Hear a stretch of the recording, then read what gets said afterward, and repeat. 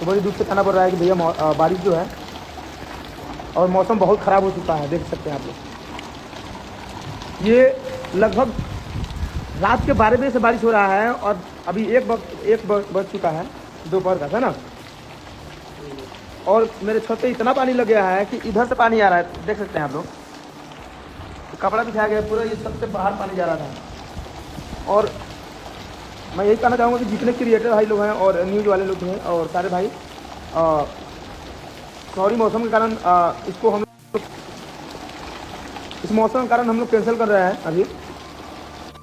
दोस्तों कुल मिलाकर बात ऐसा है कि धनंजय दलपन का जो फिल्म आने वाला था, आटा चक्की एक प्रेम कहानी, जो कि इवेंट होने वाला था पूर्वी चंपारण बैरिया चौक पे, कुछ ऐसे ही होने वाला था, वो अब नहीं होगा, कैंसल हो गया है।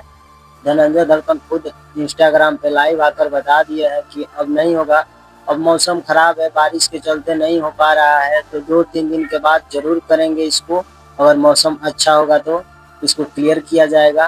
तो हमारे चैनल पे अभी नए हैं तो चैनल को सब्सक्राइब कर लीजिए सबसे पहले अपडेट जानने के लिए।